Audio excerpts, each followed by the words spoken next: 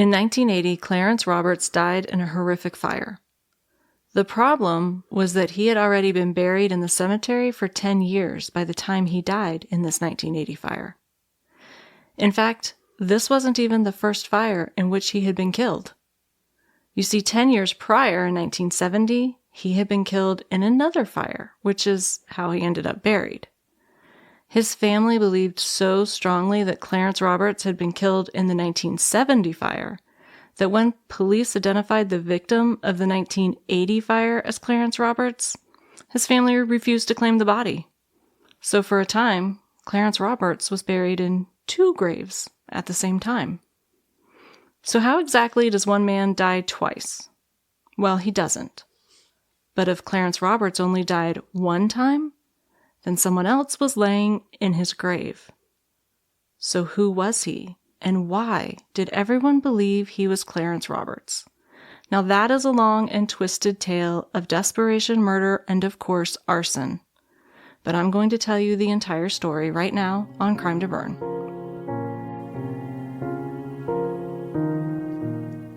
Welcome to Crime to Burn, where we explore the dark, sooty landscape where true crime intersects with arson and criminal negligence.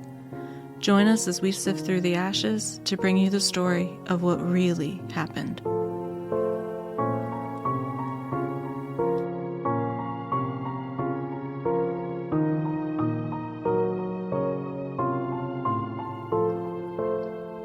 Welcome back to Crime to Burn. I'm April, a fire protection engineer and former firefighter. And I'm the little canary in the coal mine of depravity. I have some big news that I cannot wait to share with you guys, and I also have a couple of updates on the David Crawford case and some information on a guest appearance I'm making, but in order to get to the case faster, I'm going to put those at the end, so be sure to hang out for those announcements. And just a quick reminder that we really need that love that you give us in the form of 5-star reviews and ratings. I just want to thank everyone that's taken the time to leave us a rating or review. It means the world to us. Please follow us on X, Instagram, Facebook, and especially YouTube. We did issue a little bit of a different video. Some of y'all thought our PSAs were really funny, so we did a little PSA video for you, so you can go check that out and tell us what you think.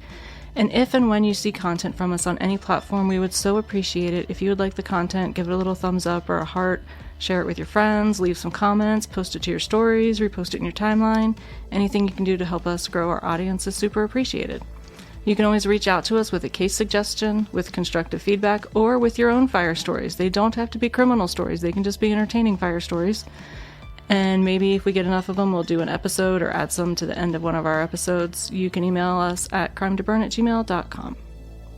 And that's enough pre-show blather, so let's get to this man that died twice. Now, this case has been covered by several podcasts, and it was even on the show Unsolved Mysteries. So if you want to hear other takes on it, be sure to check out our show notes for the sources that I used, but you can also find just tons of people that have covered this case. But I will tell you that there's a lot of conflicting information out there on exactly what happened. So I tried my best to corroborate as much as I could through the court documents that I had available for the insurance claims.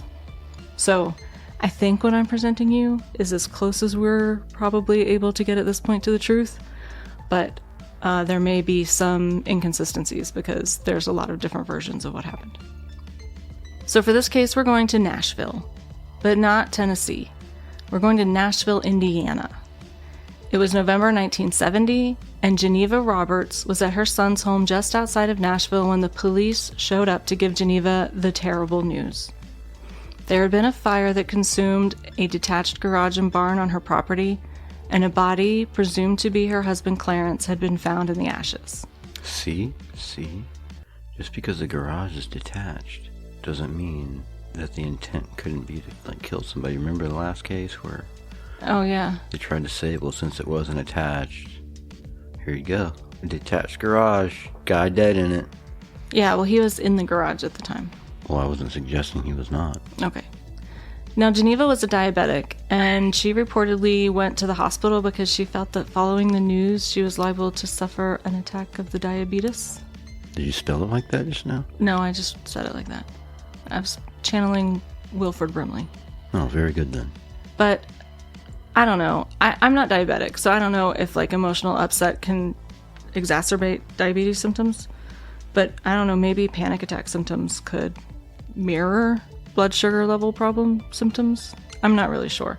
But whatever health issues Geneva was experiencing that night, they were just the beginning of her problems. Her husband Clarence had been born in Nashville, Indiana on March 5th, 1918 to a farmer and his wife. Now, Clarence had 6 siblings, and he was 5th in the birth order, so he was 5 of 7.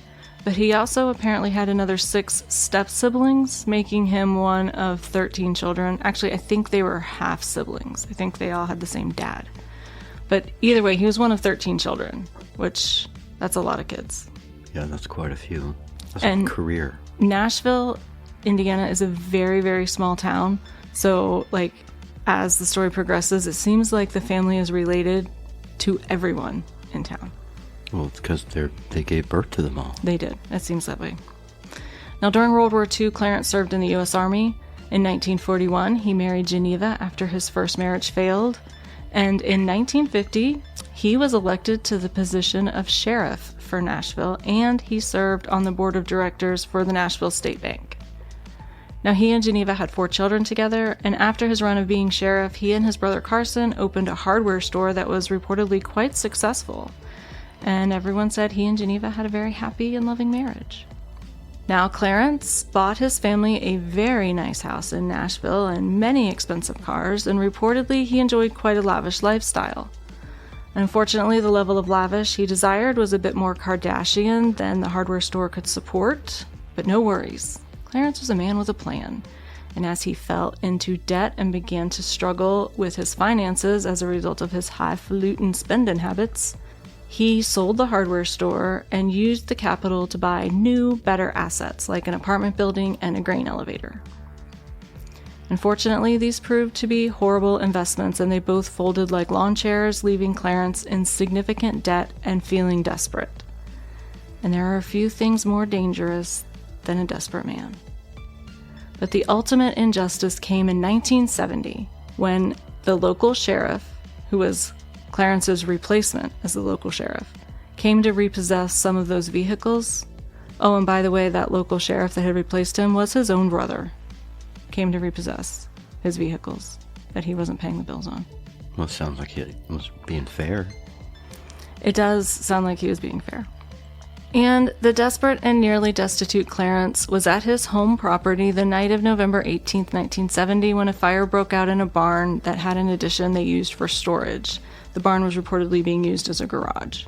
Now, a neighbor driving by said that she noticed some leaves burning near the base of a tree, and again, this is before cell phones, so she continued home to call the fire department. But by the time the fire department arrived, the barn was fully involved. Now, neighbors had rushed to the property before the fire department got there, and they had managed to move one of the vehicles out of the garage before the fire consumed that end of the garage, a pickup truck, but apparently the other vehicles in the garage were locked and they weren't able to get them out. Once firefighters were able to extinguish the blaze, there wasn't much left of the building or of the man's body that they found in the rubble. They found a body initially presumed to be Clarence, with arms and legs missing, and with a melted shotgun laying across his chest. When you say melted... We're going to talk a lot about saying melted. Okay. So, just hold on to that thought.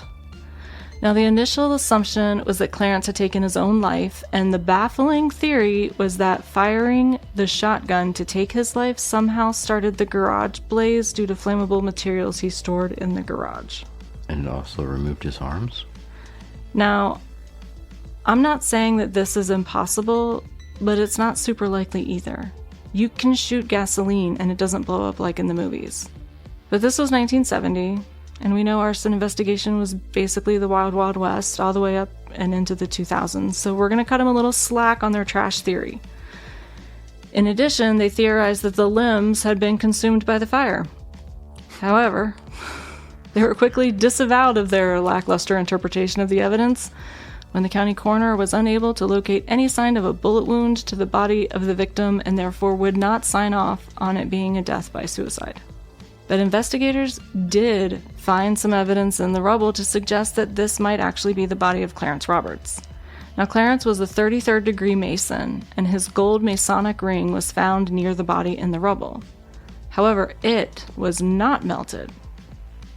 So, different alloys of steel and different alloys of gold, they melt at different temperatures, but I'm a nerdy girl, and so I actually went down a huge rabbit hole trying to find cases of whether or not there were rings or guns that had survived fires. And what I learned is that the melting point for some alloys of steel and the melting point for some carat weights of gold are actually surprisingly similar. So I can understand why they might have thought that if the gun melted, that the ring should have melted. However, the melting point for steel is generally higher than I would expect to see at the floor level of a structure fire, especially a barn, which I would think is not going to be airtight. Like, it's going to have a lot of potential openings to vent the fire, which is going to keep the temperatures a little bit cooler. But again, I don't know, maybe this barn had been renovated, maybe it was a really snug construction, but I'm having trouble seeing temperatures in excess of 2,000 degrees Fahrenheit at the floor level of the barn fire. That said, so there's a difference between the melting point and the deformation temperature for steel. And we know the roof collapsed, so it's possible that the barn was hot enough during the fire that the steel could have reached its deformation temperature, and then when the roof collapsed, it deformed the steel to the point that to a layman it may have looked like it was a melted gun or that the heat had melted it. And I did find many cases, where people had gun barrels melt in house fires. And I also found many cases where people had gold jewelry in houses that were completely consumed by fire that survived unscathed. So I don't know that this theory that because the ring was not melted. Well, it probably had like a magic spell on it or something. Oh, good grief.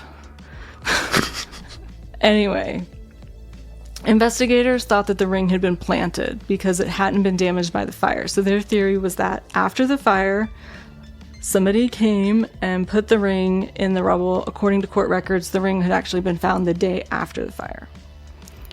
Like I said, the ring, I think, could have actually been there during the fire and survived even if the gun was deformed. But an expert witness, and I use the term expert loosely here because I don't have any information on his qualifications, testified that the solder in the ring should have melted in the fire.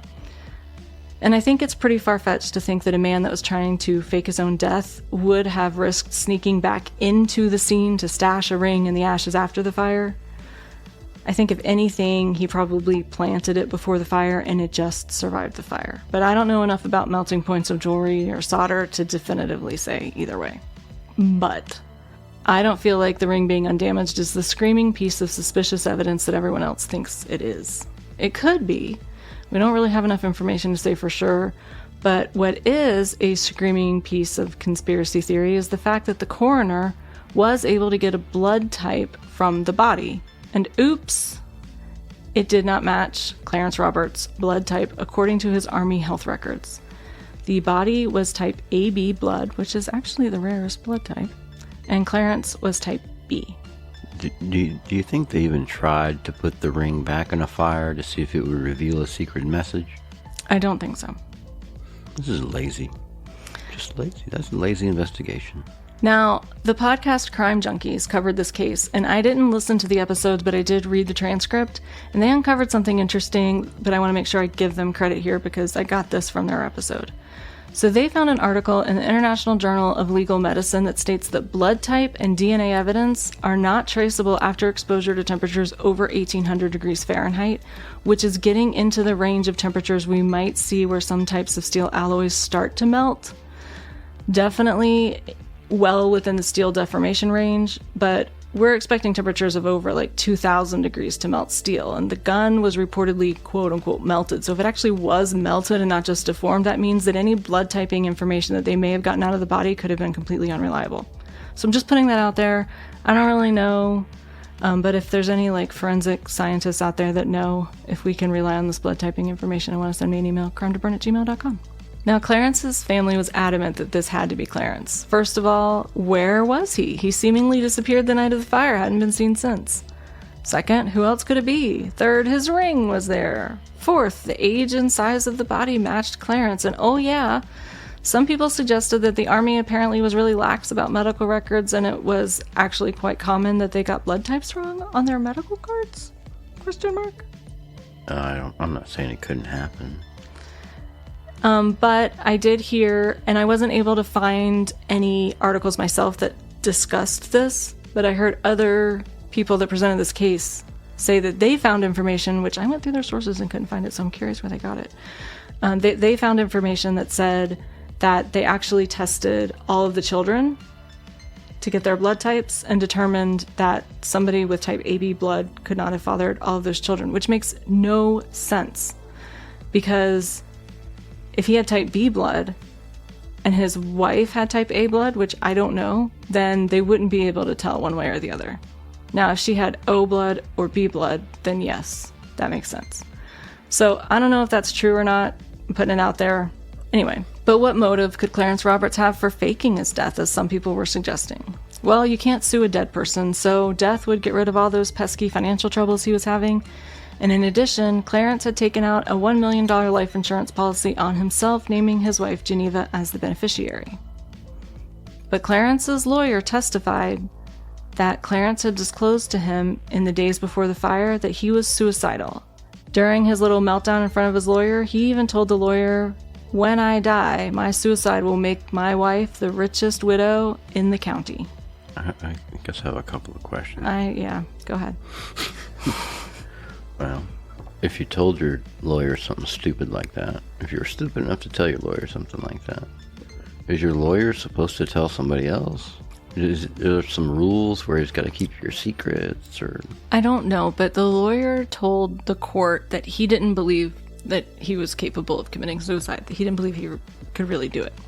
However, we do know that in addition to all of this debt that he'd racked up, he had apparently reportedly forged his brother's signature on loan documents, and the police had come to his house the day of the fire to question him about that, but he didn't answer the door.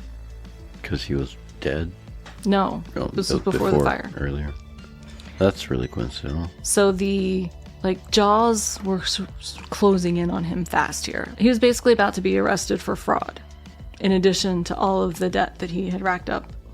But I don't know, I mean, this is 1970, so I would hope that today, if somebody told their lawyer that they're going to commit suicide to make their wife rich, that the lawyer would look out for their client's health. Instead of being like, "Hey, that sounds groovy. That's a good nice. idea. Make sure you give her my card before you when kick you're off." gone, hey, what if you kick me a little something, just... Now, a bartender stated that in the weeks before the fire, Clarence showed this bartender a slip for a Swiss bank account that Clarence claimed had over $100,000 in it. And so this made the townspeople talk that Clarence had this mysterious Swiss bank account, and so he could fake his death and live off of that money while his wife collected the insurance. But my question is, if he's so far in debt and he has $100,000, why wouldn't he just use the $100,000 to pay down his debt? No one said how much debt he had. Over $200,000. So yes, it would only pay down half, but it certainly would have shown some good faith on his part. Really? It doesn't make any sense to me. Alright, I missed something. Where'd he get money? Nobody can explain it. This is a bartender that said Clarence showed him his Swiss bank account. I don't know, I guess there's some sort of card.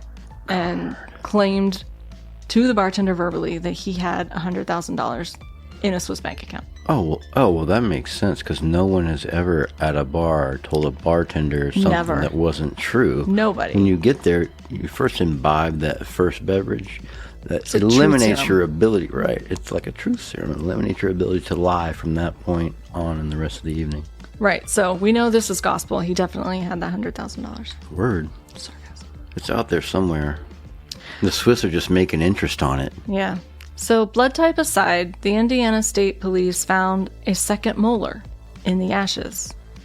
But according to some reports I read, they found no other teeth of the victim, just a second molar.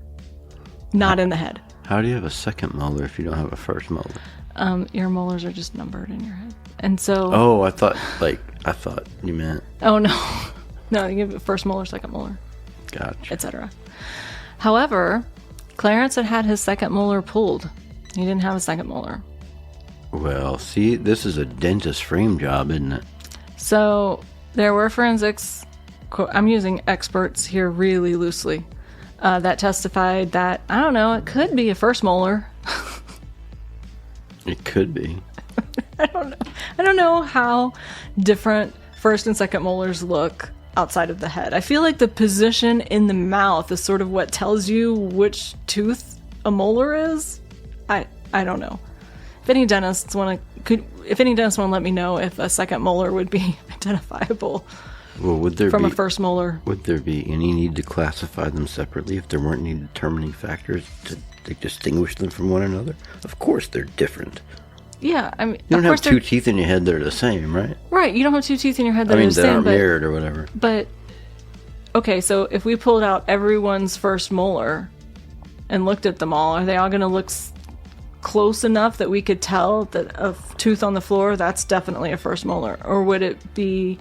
Could it be identical to somebody's second molar? No, I bet if I was a dentist, I'd be able to tell you. Okay, well, maybe. I bet you dentists know. They might. But where did the other teeth go? I want to know where his arms went. We're getting there. The next sentence is, and let's talk about the fact that the man's limbs were missing.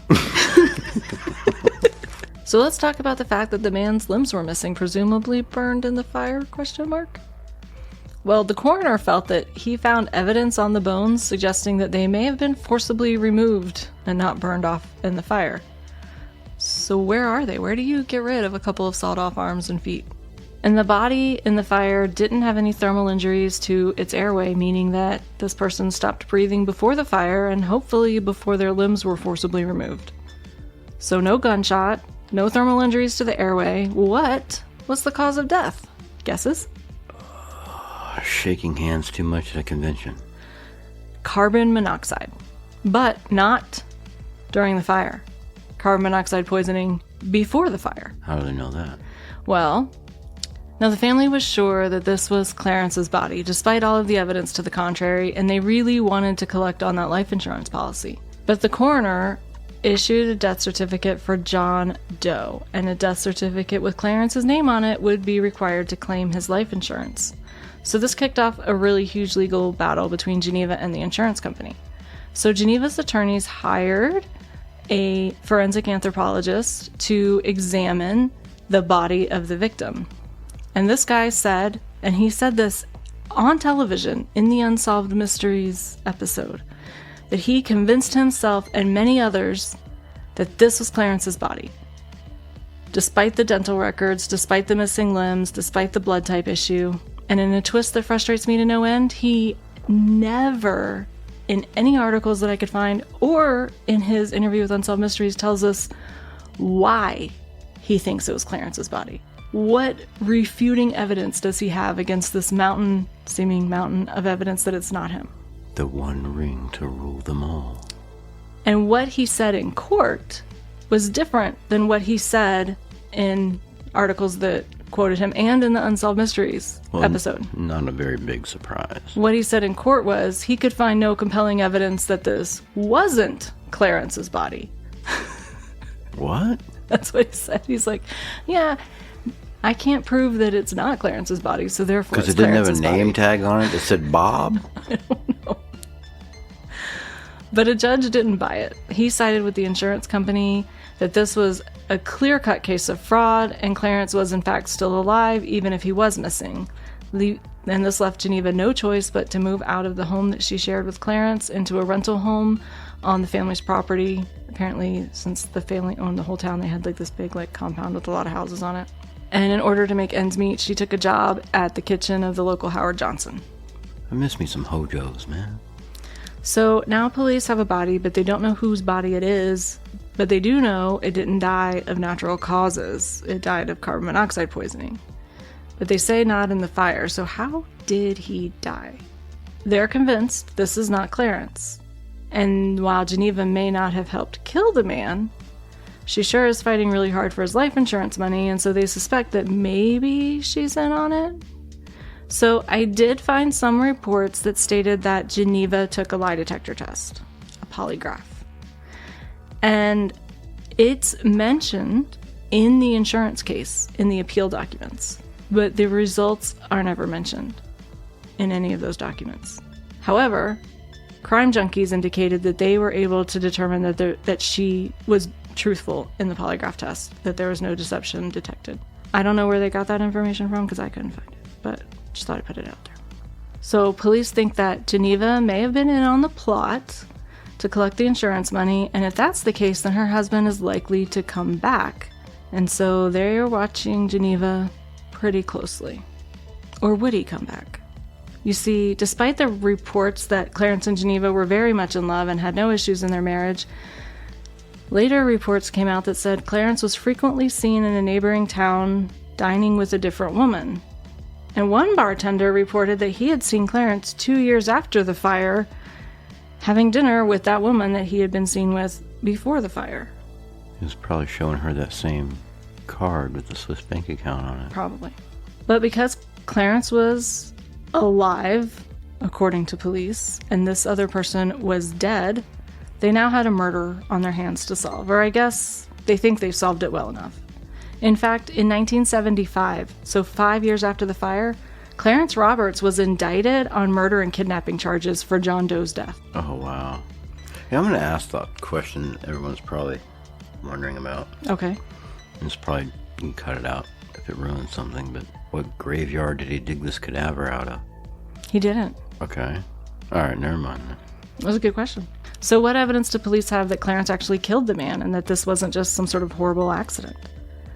Well, a bartender in a nearby town reported that Clarence Roberts was in his bar 2 days before the fire, befriending an unhoused individual, buying him dinner, talking to him, making friends with him, and Clarence reportedly offered this man work.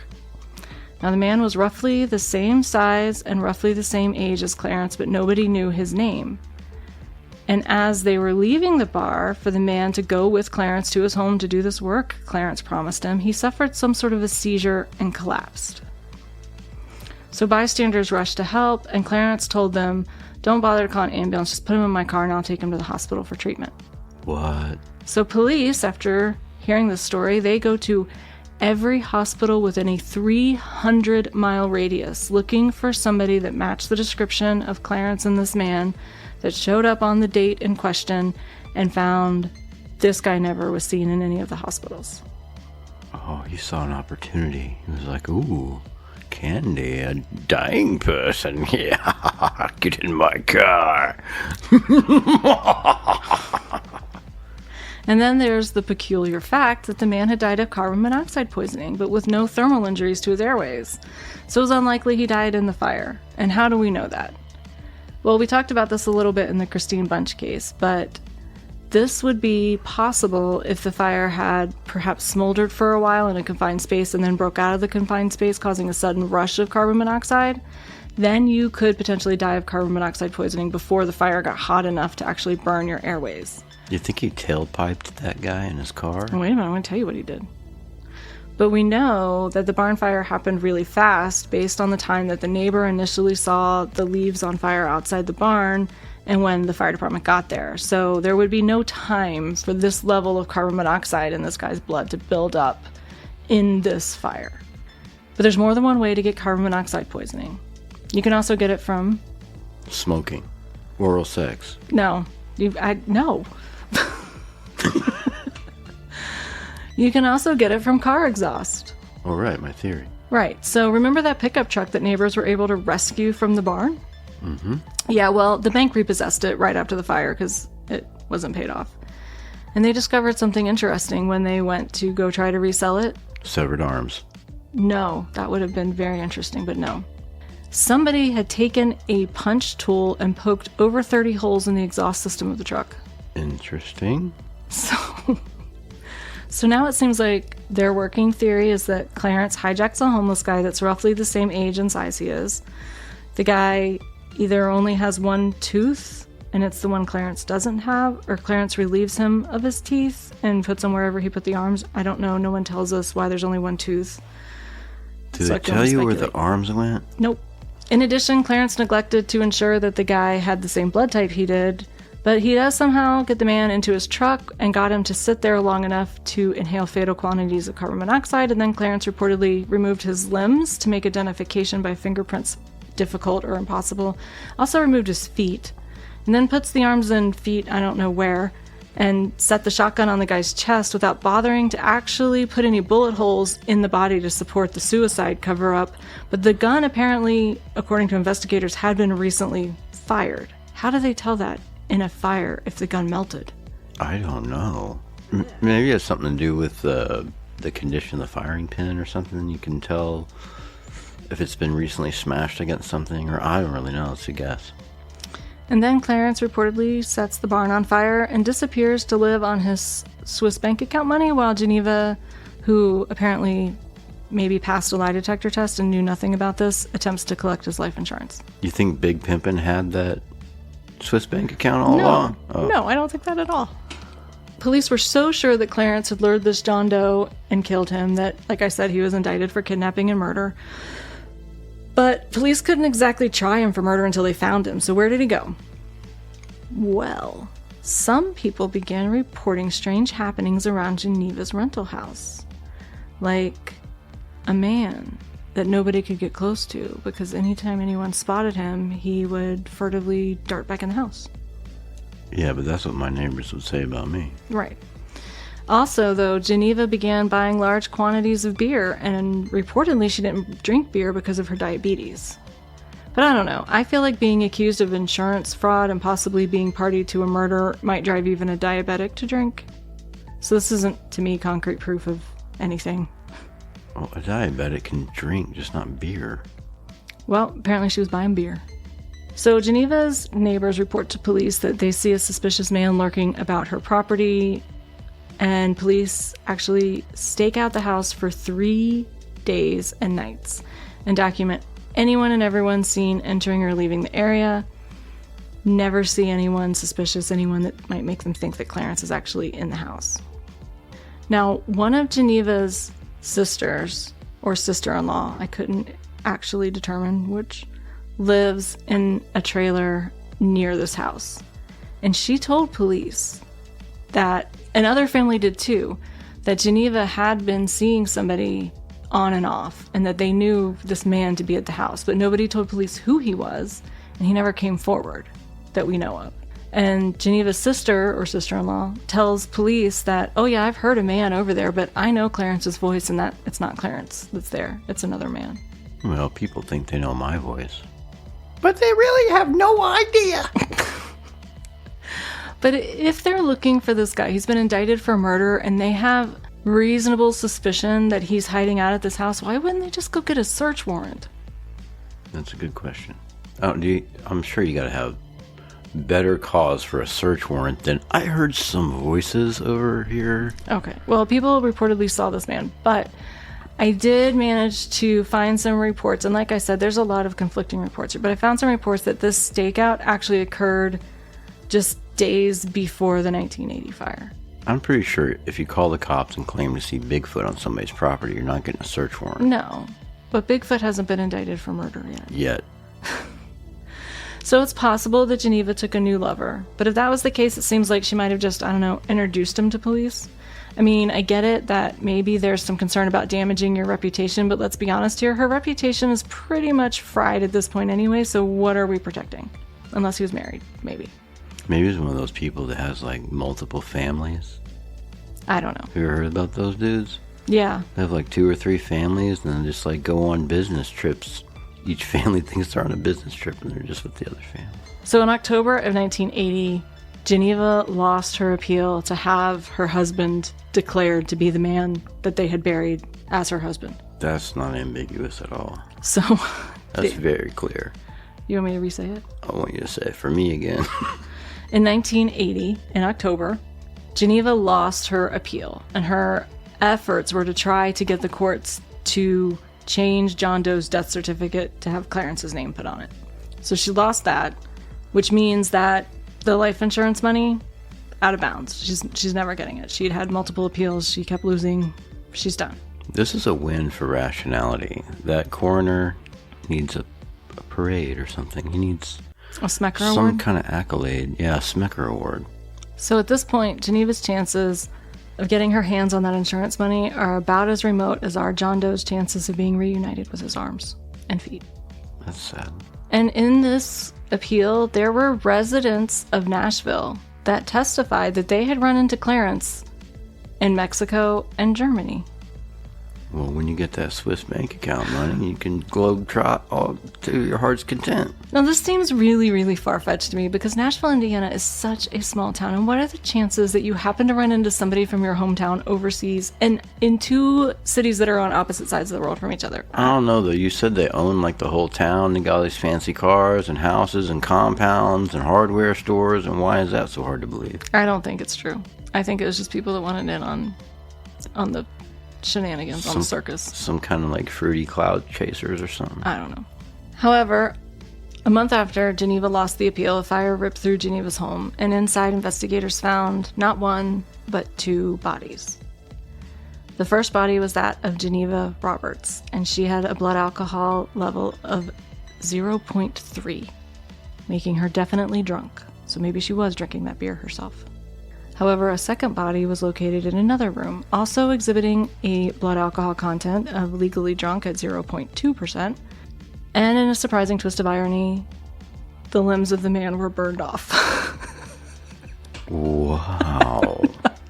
And they were actually burned off in this case, because one limb was apparently tucked under the body and was the only one that partially survived the fire. Oh, sweet irony. Despite the missing limbs, this was the actual body of Clarence Roberts, according to the same guy that told everybody he couldn't prove it. The first body wasn't Clarence Roberts. He said that he was wrong the first time. And how was he able to identify Clarence Roberts? DNA? No, this was the 70s. Blood type? Didn't say in any of the news reports I read. He had another ring. Dental x-rays? Well, some stories do cite dental x-rays, but I couldn't find any mention of the dental x-rays in the court records. But what they all agree on is that he based his identification of Clarence on chest x-rays and the bony structure that was, quote, definitely Clarence. Y'all, I have questions. What? How unique are chest x-rays exactly? Oh, was he like a big old barrel-chested countryman, or like... I don't know, they don't explain. I've seen some dudes that have like a big old cereal bowl chest thing going on. It looks like it's all like depressed, like concaved.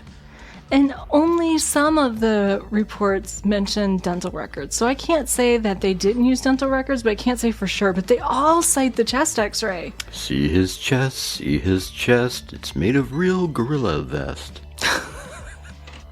I mean, how unique of a bone structure could you really get from a chest x-ray? I saw one earlier that confused me also. Those are hard to read. Yeah. So apparently a flip-flopping forensic examiner doesn't come across as super trustworthy to a lot of people. And so many of Clarence Roberts' family refuse to believe that the second body was that of Clarence. And they still insist that he died in 1970. So Geneva was buried in the plot next to our armless John Doe, and the family never claimed the actual body of Clarence, leaving him to be handled by the state. Well, whatever happened to John? He's buried in Clarence's grave. No, I mean, did anyone figure out who he was, We or still where he don't came know. from, or where his arms are? Still unsolved to this day. Did Clarence have access to morgues or funeral homes, or... No, the theory is that this was the homeless man that he had picked up off the street after a seizure. John Doe's buried in Clarence's grave, with Geneva buried next to him. But the family did something interesting on the grave marker. Even though they insist that this body that was killed in 1970 was Clarence, they changed his death date to match the date of the fire at Geneva's house in 1980. So it's John Doe's body who died in 1970, but the death date on the headstone says November 1980. Where's Clarence? The state buried him. I mean, it doesn't really matter. I'm just curious at this point where.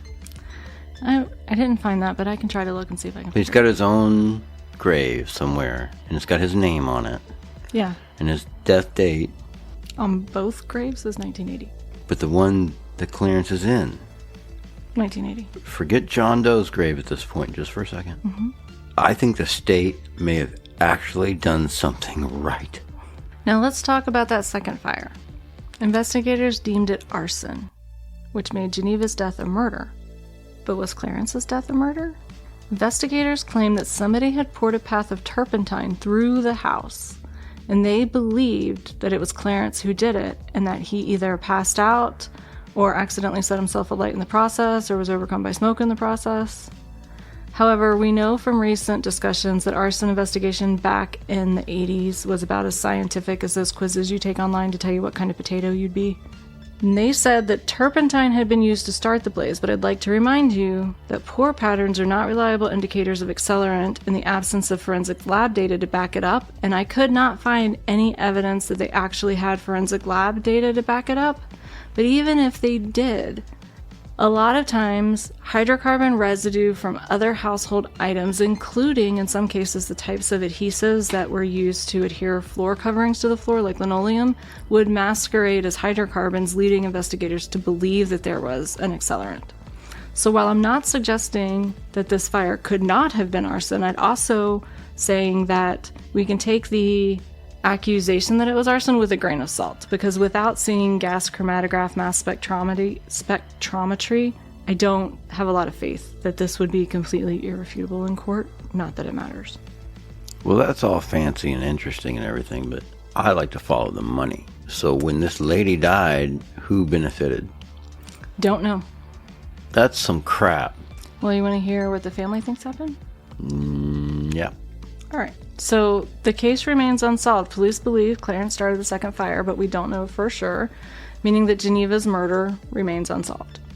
And we don't know who John Doe was to this day. The family didn't claim Clarence's body, so Clarence's alleged murder victim lies in his grave. And some people theorize that Clarence actually was not living with Geneva for the 10 years between the fire, that Geneva had actually taken on a lover, and Clarence returned in 1980 to get his wife, found her in the arms of a lover, and set the house on fire, and that the second victim was her lover. That's some slam dunk motive. So while many of the Roberts family believe that he died in the first fire, Clarence's sister believes that Clarence is still alive somewhere. Or at least he was at the time that they filmed the 1988 Unsolved Mysteries episode. Well, bless her heart. Don't take away that I'm from not. her. And that is the case of Clarence Roberts, the man who died twice. Or didn't die at all. We don't really know. A moment of silence for John Doe. What the f***, man? Yeah. Alright, so I did say I had some updates for the end of this episode. Are you ready for those?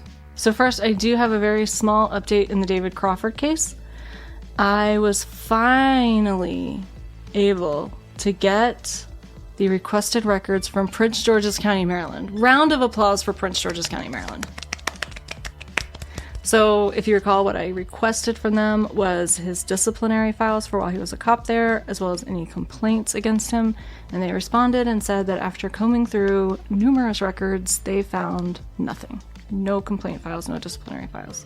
Did he ever work in law enforcement before he was the chief of police? Mm-hmm. He worked in Baltimore, PG. That's right. District Heights. Memory sucks. Yeah. And never a single... So far, we've heard from Baltimore. He didn't have any complaints there. We've heard from Laurel. They have no record. And PG says none. And so the only one we haven't heard back from is District Heights. What if this ends up being some kind of deep state conspiracy and we end up with egg on our face? I mean, anything's possible, I suppose. But what I will say is that it doesn't really surprise me that a police department might not document. They're not really trying to. They're not really trying to showcase the. Yeah. Mm-hmm. I'm not accusing PG County of doing anything wrong. No, but I'm you just can saying, see how that might. I'm just saying, like, if you work for a private company and you have an issue, there's going to be a note in an HR file somewhere. I don't know that that's... Maybe. Depends on the company you work for. And that goes the same for police departments, I assume. Maybe. Or maybe not. I don't know. I've never worked in a police department. I didn't have an HR department in any of my companies. You didn't. But in my companies, we did. I was the HR department. You didn't get a note. You got a knuckle on your forehead. Okay. All right, and then I have some really big, exciting news. Ooh. The big, exciting news is that we have spent the last 2 weeks before this episode talking about the wrongful conviction of Kristine Bunch, and she has reached out to us. And tomorrow, I will be interviewing none other than Kristine Bunch, and we will be putting that episode to air a week from Monday. I'm excited to see you talk with her. I like that lady. I do too. So it's not going to be our normal style of episode. It's going to be an interview, and you're going to get to hear straight from her. So I'm really, really excited, and I hope everyone mark your calendars because this is a big deal. We're going to get to hear from her what she went through, and we're going to really try to focus on what her work has been like trying to help people that were wrongfully convicted and people after their release from prison since her release. And she's on a mission now to spread awareness about this subject, right? Absolutely. So, the best thing that people can do when they listen to it is interact with it, and not to help your channel or anything like that, but just to actually just get the information out further and further. What I really wanted to do with this is capitalize on the momentum of all the people that reached out to me expressing their heartfelt feelings about the case, because there are ways that people can help, but we don't always know what those ways are. And because this is what Kristine's been doing since she was released, I wanted to capitalize on that momentum for people that felt like maybe this was an opportunity for them to get involved in effecting some sort of change. And then the last little bit of news is on November 17th, so in a week, you'll all need to go and tune in to our friend John over at Dairyland Frights, because yours truly was a guest on his show, and that episode will be airing on November 17th. And we talked about a lot of things, really sort of like the focus was on spontaneous human combustion, but we actually ended up talking a lot about the cases we've been covering on Crime to Burn as well. So mark your calendars, go find John's social media so you can follow him and get notified when the episode drops. And I'm in there. There's no video, but I'm in there getting a beer at some point. If you can mark the time signature and comment the time signature when I get that beer, I will give you a reward. I don't think that he posts the video. I think he just posts the No, audio. it's going to be an audio clue. Oh, to hear. Okay. If you can find it, you get a cookie. Why don't we just give him a sticker? I think it would mail better. A cookie's not a real cookie. It's a metaphor for a reward. Okay. Anyway, I will put John's social media links for Dairyland Frights in our show notes so that you can go and follow him and find out when that episode drops. And that's our case for today. So thanks everyone for tuning in, and we'll be back next week. Pew, pew. So how was your VR raid this morning? Did you kill all the children? It's like talking to my mom suddenly. I told you that I don't even like playing The Sims. I like building the houses in The Sims. Well, that's what I was thinking. I was like, how would you shorten Clarence? What do you call him? Nts. Nts, nts, nts, nts. Don't make the fava bean sound. I can see it. I can see it in your eyes. You're like, watch me make her cringe. With my mouth. What's the matter, Clarice? Microphone. Have the lamb stopped screaming? Hey Siri, how do you spell fava beans? What? You just inflated. That was the face of letting innuendo fly without grabbing it. I activated your puffer instinct. A small group of toddlers now becomes terrifying. No. Did you bother to sniff them? Well, there's random body parts in there. Well, they're not human body parts. No. Not random ones, anyway. They're cow body parts. And you think it hurts to step on a Lego. Try stepping on a sliver of cow femur. Oh, Lord, here I come. I'm coming to see you, Jesus. This is why we don't do video. I just died in your barn tonight. The coroner says no way. They say I walked away. Wow, you must be an IV tech's dream come true. Like most people, you overestimate your abilities. Whenever I knock some crap over, I just start singing. You gotta keep me lubricated. Why can't I say coroner? Coroner. Too much corn. But the coroner. You're saying corner. But the Coroner? Coroner. Coroner. Coronor. Coroner? Coronor. Coroner. Coroner. Cats are made of natural Velcro. This is how a symbiotic relationship starts. It attaches itself to the host. I'm not going to help you be lazy. Or we could have a puppet show. No one would know what the hell you said, but they would be glad you said it. Oh, I've never tried touching one. Yeah. I don't know where they've been. Yeah, but you weren't talking to me. You were talking to my Autobot. Like, if you call the cops, they're going to believe the one that smells the least like vodka. Just PSA. I have been playing with a cat with the laser that's on the salt rifle. Make sure I say that very clearly. It's not a rifle. Let's not call it that. Okay, the salt gun. We can call it that. The fly assassin gun. Mm-hmm. Which works surprisingly well, unless you're trying to kill a horsefly. Don't try it with a horsefly. They've got some armor. Oh my god. I was so upset with you that I could not wake you up to save me from the horsefly. Because it's like a B-52 circling your head. My Autobot did the right thing that time. You were like, you can't take care of a horsefly. And I was like, I'd rather not. You just rolled over and went back to sleep. Meanwhile, the dog and the cats are like Cirque du Soleil acrobats in the house trying to catch it. See, I knew they had it handled.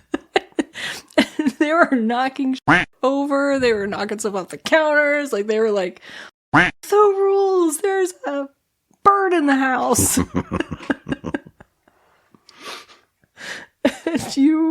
I couldn't wake you up. And so I'm like Jesus in the back of the boat. And we didn't have a fly swatter. This was before we bought the fly swatter. So I hit him he was above the sink finally on the ceiling. And I hit him with a broom.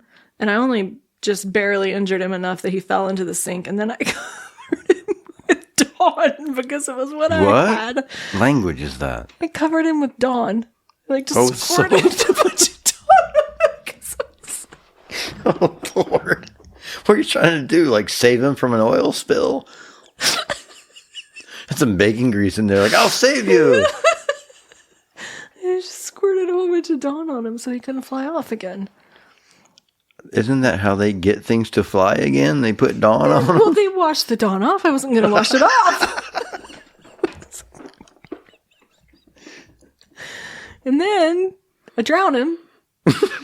In Dawn? Or is this a secondary drowning? He was still moving a little, so I put him in a jar of water and drowned him. You got out a jar? Well, I had to cover him up once I covered him with Dawn in case he tried to make another run for it. So I put a jar of him, and he was still moving. And I thought, this is cruel. I can't let him die like this. I need to make him die faster. So you smashed him, right? No, I don't like the feeling of smashing bugs. I like the little bursty feeling.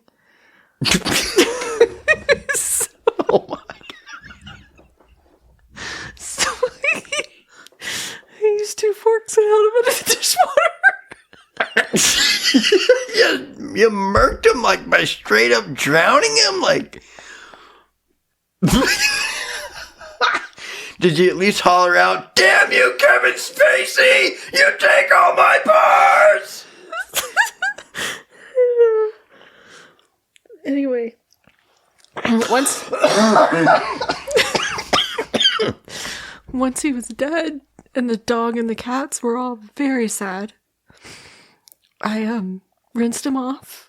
Put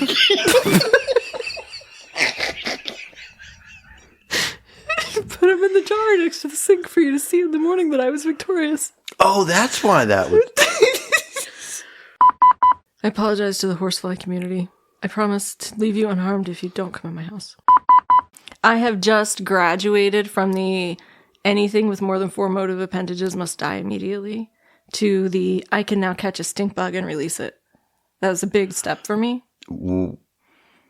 Okay, but we still had a stink bug problem just like the day before yesterday. It just startled me. I didn't kill it. It more than startled you. You were paralyzed. I had to extract the stink bug while driving. Okay, so we're in the truck driving home, and I realize that there's a stink bug on the window, and he's on the inside of the window. And I am going to remain calm and I put the window down, and I was nudging him with my finger. No, you weren't. Toward No, the you window. weren't. You I wouldn't was. touch him with your finger. You were blowing on him. No, I wasn't. I nudged him with my finger. I was nudging him up towards the top of the window, but I wasn't really thinking about aerodynamics and what would happen when he got to the top of the window and we were driving rapidly down the road. So he gets to the top of the window and the air current blows him right onto my chest.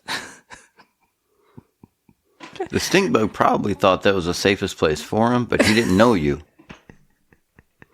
So then I just simply stated the current situation to everyone in the car by going, "It's on me, it's on me, it's on me, it's on me." A story for another day. The time I gave myself a black eye. Tune in next week, folks. In my defense, there was a spider on my face. I didn't have time to identify the spider as it was catapulting toward my face to know it wasn't a brown recluse. So I just felt like I needed to kill it as fast as possible by punching myself in the face. Well, I don't want to, detract from your experience, but is jumping on someone's face reclusive behavior? I didn't have time for that kind of logic. I pulled something out of a box, and then there was a spider catapulting at my face. I've come a long way. I have a bathroom spider now. Hank. And I give him water on Q-tips. We have a nice relationship. I got close, and it would get peanuts out of my hand, but it always bit my fingers in the process. See, I think there's a reason why God hasn't let too many animals get close to you, and it's that one. You probably have rabies. He didn't break the skin. He just had trouble figuring out which was a peanut and which was a finger. But I have to go to the bathroom really bad, so we gotta stop recording. All right, don't pee live. Oh wait, don't pee dead either.